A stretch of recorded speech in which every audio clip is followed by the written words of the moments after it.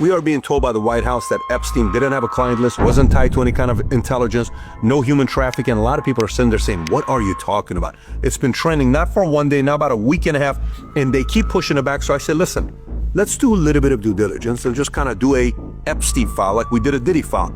Here's what we find out. Do you know Epstein owned an 8,000-acre property in New Mexico?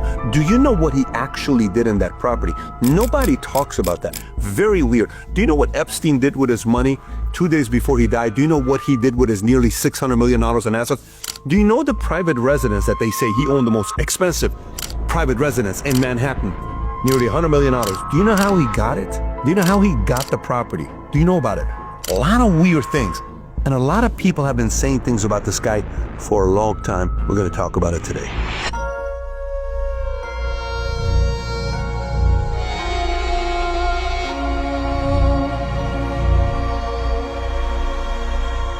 If you give value out of this video, give it a thumbs up and subscribe to the channel. So watch this. There seems to be a pattern that this guy Epstein was untouchable. Remember back in the days, the mob movie, The Untouchables? It sounds like this guy was untouchable. Why was he untouchable? Why did a lot of people say he can't touch him? Here's Alex Acosta. He was a U.S. attorney who proved the deal, reportedly told Epstein's transition team the following. I was told Epstein belonged to intelligence and leave it alone. Don't bother this topic. This is a July 2019 article from the Daily Beast. Then you have Cindy McCain, John McCain's wife. January 2020, she said at a conference, Epstein was hiding in plain sight. We all knew about him. We all knew what he was doing, but we had no legal aspect that would go after him. They were afraid of him for whatever reason. They were afraid of him. That's her. Julie K. Brunt, investigative reporter for Miami Herald. There were all these powerful people who knew, and they looked the other way. Here's another one for you. Vicky Ward, journalist who profiled Epstein for the Vanity Fair. My editors removed damning quotes from young women who were victimized by Epstein. Everyone knew he was dangerous. Why? Why are they so afraid of this guy? Why can't they talk about this guy? Anyways, so this guy dies. When he does, net worth roughly $600 million. $77 million was the Manhattan mansion that we're talking about, the most expensive private residence in Manhattan. $63 million was the island, the Little St. James. $18 to $25 million was a Zorro Rancho when we talk about 8,000 acres in New Mexico. $12 to $15 million Palm Beach Estate. Paris apartment, $8 to $10 million. Aircraft, roughly $10 million with the helicopter. Art, cash, jewelry investments, $300 million. This guy was 577. How the hell did you make that kind of money? What did he do? So if you go look at his background and his past, you'll notice this guy was born in Brooklyn in '53 to working class Jewish parents. Father worked at New York City Parks. Epstein attended Lafayette High School, skipped 2 grades, and then attended Cooper Union and then NYU, but never graduated from NYU. At 14, he attended the Elite Interlochen Center for the Arts on a music scholarship. Epstein later on used this affiliation to recruit girls into his trafficking ring, allegedly, that you read about, and even built his own lodge there. Then in 1974, he began teaching math and physics at Dalton, an elite Manhattan prep school. He was hired by Donald Barr, who is Bill Barr's father. By the way, Bill Barr's father wrote something very interesting. He wrote a book called Space Relations, a scientific fiction novel in 1973, set in a future where humans have formed an intergalactic empire ruled by aristocrats, where they ruled over and engaged in coercive acts with enslaved individuals, including teenagers, in a breeding clinic. Little weird. What book did your dad write? My dad wrote this book about, you know what I'm saying? A book about, enslaving individuals and engaging in coercive acts, including teenagers in a breeding clinic. Oh, okay, normal dad. Everybody's dad writes stuff like that. I mean, my dad wrote a book like that. You understand what I'm saying? That's a little weird when you go to, but what does Bill Barr have to do with this? We'll come back to this. So now later on, he goes to Bear Stearns, starts working there, enters into the financial network 76 to 81. So at the time, he starts working with Alan Greenberg at Bear Stearns, becomes a partner in 1980 due to his skill in tax law, then insider training and mysterious exit. In 1981, he all of a sudden resigns. Suspicious circumstances during an SEC investigation into insider trading linked to Seagram attempt takeover of St. Joe Minerals, an operation involving the Bronfman family. He was never charged, but was interviewed by the SEC, which was skeptical of his denials. Then, according to Stephen Hoffenberg, and other sources, Epstein worked closely with British arms dealers at Sir Douglas Lease and Saudi arms trafficker Adnan Khashoggi. This operation tied to Iran-Contra era funneled Chinese Norco weapons to Iran. Epstein allegedly learned money laundering and armed trading during this period, working with Stephen Hoffenberg. Then after that, the Mossad links. Epstein was introduced to Israeli intelligence circles by Robert Maxwell, Ghislaine Maxwell's father. According to ex-Mossad operative Ari Ben Menashe, he was approved by higher-ups in Israeli military intelligence and began participating in Israeli arms deals. So this next one, a very interesting mentor here, that even when I interviewed his brother, Mark Epstein brought this name up, Stephen Hoffenberg, the Hoffenberg era in the financial front from 87 to 93. Epstein partnered with Hoffenberg in a massive Ponzi scheme via Tower Financial. Though Hoffenberg went to prison, Epstein escaped prosecution. Hoffenberg later claimed that Epstein was the mastermind and the key figure in laundering those stolen funds. Nothing happened to him. Fast forward. Now he gets linked up with this guy named Wexner. Remember how earlier I talked to you about how did he end up getting the most expensive private residence in Manhattan? You're about to find out how this happens. So he goes and starts working with Wexner. He becomes his protege. Epstein gained enormous influence as financial manager for Leslie Wexner, billionaire founder of L Brands, which Victoria's Secret's one of them. Epstein helped Wexner acquire manage real estate projects with links to shadowy entities. Wexner, allegedly this billionaire, ends up firing his entire financial team and handed Epstein enormous power over his fortune. You know what kind of power? Power of attorney? What? To who? To Epstein? Yeah. So power of attorney means he can make decision on this billionaire's behalf? Yes. Why? I don't know. It's kind of weird. And then what did Wexner do at the end? Well, Wexner ended up giving the most expensive private residence to him as a gift? Yeah. Gift? Yeah. A $77 million gift? Yeah. Why? Was this a son? That's a son, right? No relation. Blood? No. Why would he do that? He was questioned later and he said it was an economic arrangement. A 21,000 square foot penthouse is an economic arrangement? Yes. And what did he put on the balance sheet that he paid him? Zero. It's a gift. Then you got a couple other things comes up. Mar-a-Lago, he's there. One of the workers there, Virginia Giffray, who was recruited by Ghislaine Maxwell, who's a Mar-a-Lago spa attendant. And then there's connections there. And then later on, when Trump finds out what happens with Epstein, Virginia Giffray goes with them. Later on, when Trump finds out what happened with Epstein, October of 2007, he banned Epstein from Mar-a-Lago, can't come back. So that's that relationship that's taking place. So then we have Bill Clinton. And when it comes down to Bill Clinton on flight logs, he flew with Epstein 26 times. 17 times Epstein visited the White House. Multiple times he went with Epstein to his private residence and to his island. On many occasions, Secret Service wasn't with him. Little weird when you're having that kind of connections. Epstein was reportedly involved in raising funds for the Clinton Foundation, and their financier ties may have included shared donors like Lex Wexner. And then you got Prince Andrew. We've seen the pictures all over the place with a young Virginia Giffray that's over there. And, you know, when he was going through what he was going through, the British intelligence played a role in protecting the royal family from full scandal. His connections to the elite power players made him a liability, but also useful leverage for intelligence operations tied to Epstein's blackmail ring. Then this continues with more names. Gates, wife, gets a divorce from him and says, I don't like the fact that it was too close to Epstein.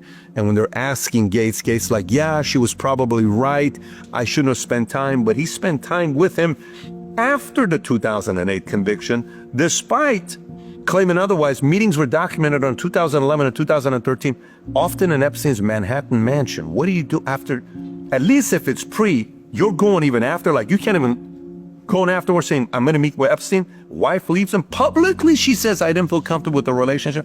It's a little bit too public. And these stories can continue going with the way it's used with other people. You've heard names with MBS and others. You know, there's been pictures with Musk and Ghislaine. But again, Musk could be simply at a party that's hanging out with other billionaires that they're there. Musk himself called the idea absurd and radioactive, stating Epstein never advised me on anything, because Epstein apparently, you know, described himself as an advisor during an intense period that they're negotiating certain things. Elon didn't like that. Leon Black, this one's a little bit weird with Epstein, co-founder of Apollo Global, later became a top executive at BlackRock after 2006. In 2019, Senator Ron Wyden released a letter detailing Black's financial relationship with Epstein. Ready for this one? Remember how that one guy, Lex Wexner, gave him a $77 million most expensive private residence in Manhattan? Look at this one here. Leon Black paid Epstein $158 million between 2012 and 2017 for consulting services, and paid an additional $20 million explicitly for a trust transaction that saved him $600 million in future tax liabilities. Maybe it's right. Maybe that's what it was. Maybe that's what he did. Little weird to pay $158 over a 5-year period.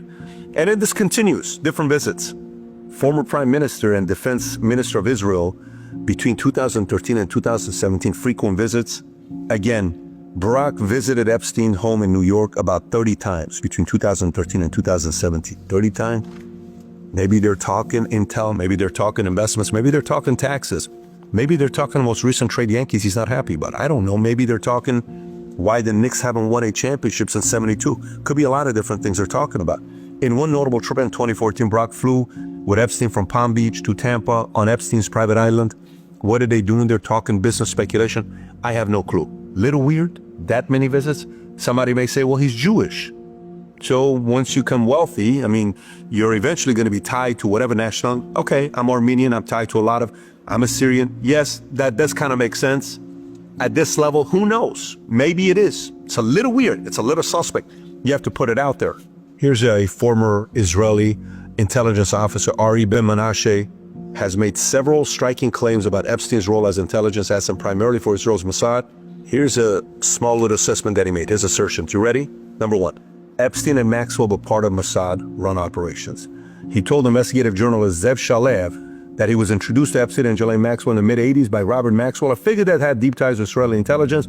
According to Ben, Epstein and Maxwell were already working with Israeli intelligence at the time, and that's in the mid-'80s.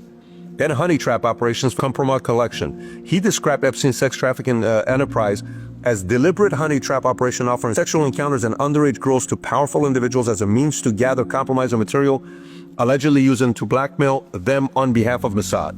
And in part of Maxwell's circle and Iran-Contra connections, Ben also claimed that network included Maxwell, Daily Mirror editor Nick Davies, and himself, including that Epstein and Maxwell were integrated into continuing Mossad-linked operations stemming from Iran-Contra arms and espionage dealings. This guy's an intelligence officer. I just recently had a guy, John Chirac, on the podcast.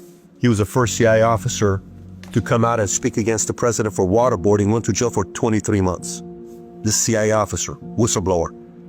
So, do you trust him? It's up to you. This is coming from a guy that's on the inside, like giving stuff like this. Now, the pushback denials. Naftali Bennett, former Israeli prime minister, has categorically denied these claims. He stated with 100% certainty that Epstein never worked for Mossad and that the speculation to the contrary is categorically and totally false. Do you believe him? Maybe. I had the former Mossad director of Mossad interview I did 4 years ago, 5 years ago, but he was a Mossad director of Mossad from the 80s. I couldn't get nothing out of him when I spoke to him. It was very interesting how he interviewed. You're either going to sit here and say, you know what, I believe it, or I don't. Great, it's your position. This other part, you have to almost put in here if you're making the argument, you make a decision for yourself. Guy named Michael Baden, sketchy doctor, a lot of people say, but some people also give him credibility. He's the only guy that did the autopsy on JFK, Martin Luther King, O.J. Simpson, on what happened with Nicole, Phil Spector, Jeffrey Epstein, and George Floyd. Okay, here's what he said.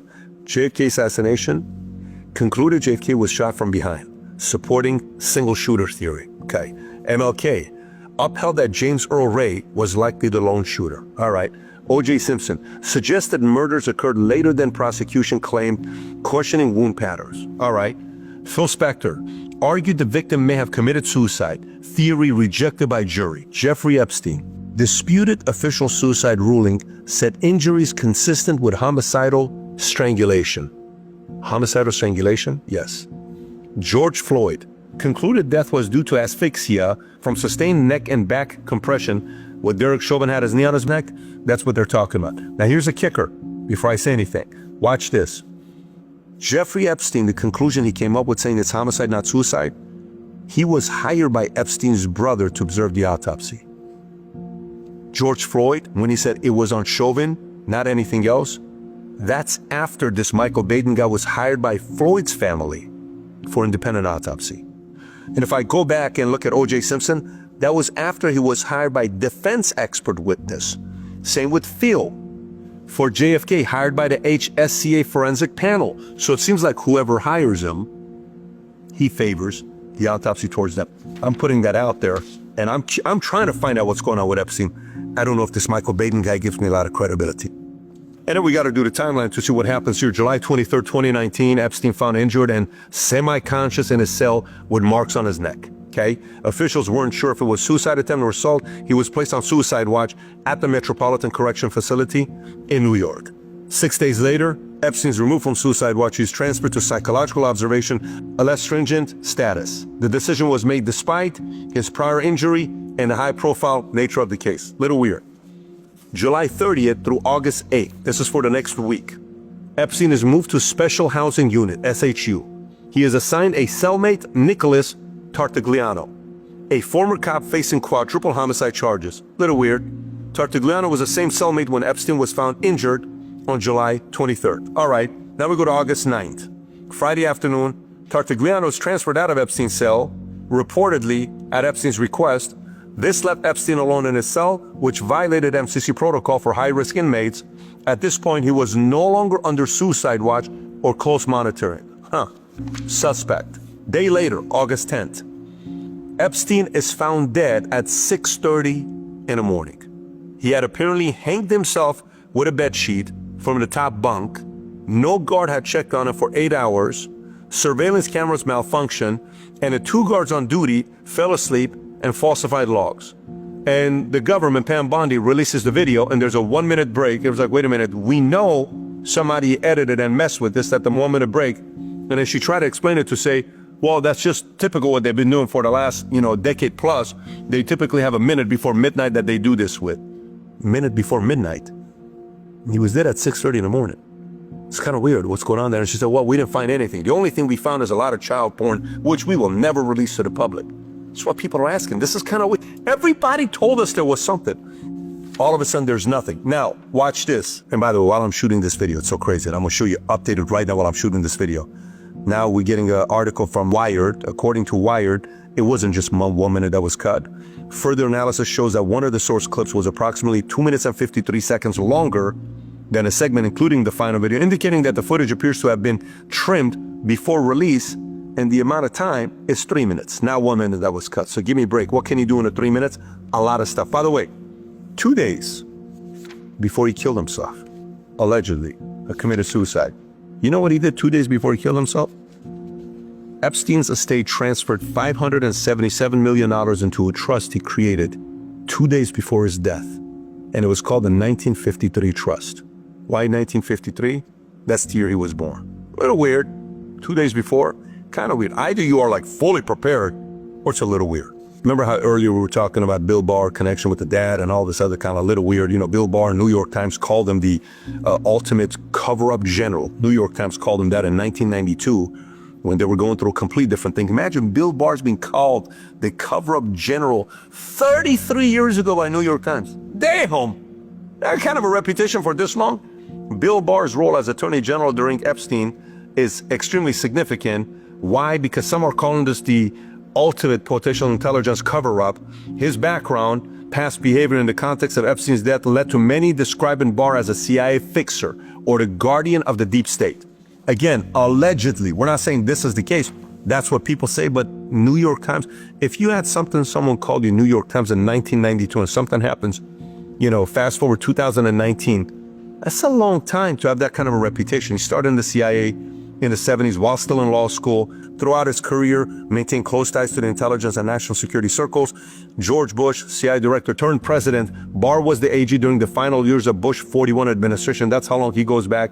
He pardoned key Iran-Contra figures, effectively shutting down deeper investigations into covert arms and drug operations. And Epstein was arrested in July 2019 and died just 1 month later. Barr returned as Attorney General February of 2019, 5 months before that. Little weird. You can say whatever you want to say about this thing here.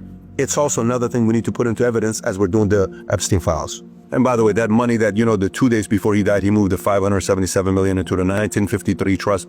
That $577 million moved all the way down to $40 million. Just recently, January of 2025, the estate received another $112 million in a tax refund. Now the money is back up to $145 million. Used to be at $40 million. Little weird that the money is still moving around. And a couple names in this case you got to be looking at: attorney and accountant Darren Indike and Richard Kahn. And in the back end, as a backup, is a guy named Boris Nikolic. Boris Nikolic's background, what he does is another complete weird connection that you got here. Anyways, just a lot of stuff here on why the money is moving the way that it is. Now, let's look at what they found on their properties. In a New York one, they found some 170 cameras, hidden cameras everywhere, a fake Austrian passport. The Palm Beach property, there was hundreds of nude or suggestive photos, which, okay, somebody could say this guy has a fetish, he likes nude pictures. And then the one in Paris, one of the expensive ones, dozens of photographs on underage girls, electronic media, including CDs and hard drives that was found later on in New York. And then a contact list of high-profile European names. Okay, maybe he's connected there. But the place in New Mexico, kind of weird. Zorro Ranch in Stanley, New Mexico, 8,000 acres. You know what they found in this place? Obviously, cabin-style guest lodge in the desert, speculated to be used to isolating guests or girls, airstrip and helipad allowing discreet air travel. But watch this one. There was allegedly a secret underground structure or bunker. He used the ranch for eugenics and genetic experiments, including interest in transhumanism and seeding the human race with Epstein's DNA, reported by New York Times. What? Seeding the human race with Epstein's DNA, reported by New York Times.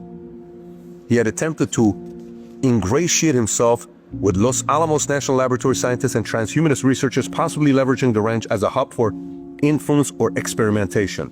Anyways, look, when you look at this, it's definitely a weird character.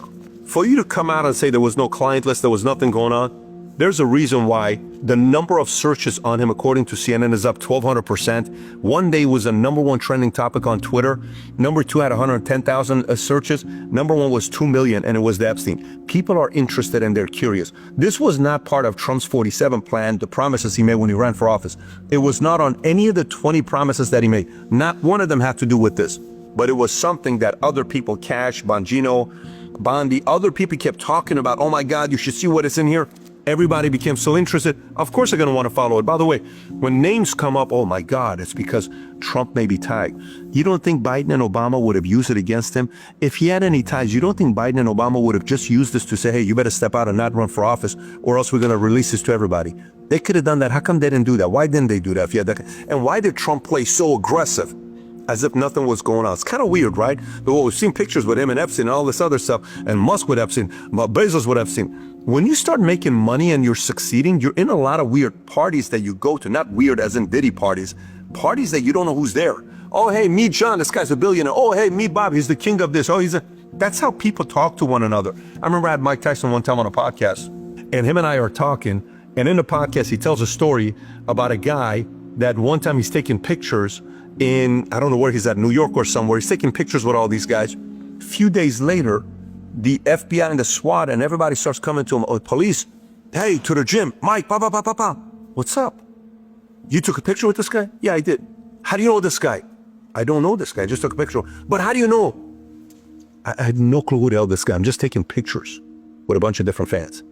Do you know this guy just killed 8 people and wounded 19 people? What did you say? Yes, this guy is Dale Hausner. That's who it is, yeah. Let's take a picture. Let's take a picture. Let's take a picture. So take everything that you have and throw 99% of it out. But all you need is 1%.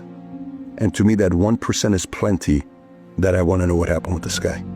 That 1%. Too many weird things that are linked to this guy that I want to know. That's me. I'm curious. Maybe you are as well. By the way, if you have any sources, if you know anything about Epstein, if you were ever connected with it, connect me here. I'm curious. I actually want to know. If you want to be discreet and private so nobody will know, send me a connect here. I want to know if you know anything that's going on with Epstein that maybe the public is not talking about, good or bad. Give me all of it. I'm interested. connect me here. I will respond back to 100% of the messages. If you got value out of this video, give it a thumbs up and subscribe to the channel. And on top of that, if you've never seen Diddy Files, click here to watch the Diddy Files. We got millions of views. A lot of people were curious to know what happened there. Take care, everybody. Bye-bye, bye-bye.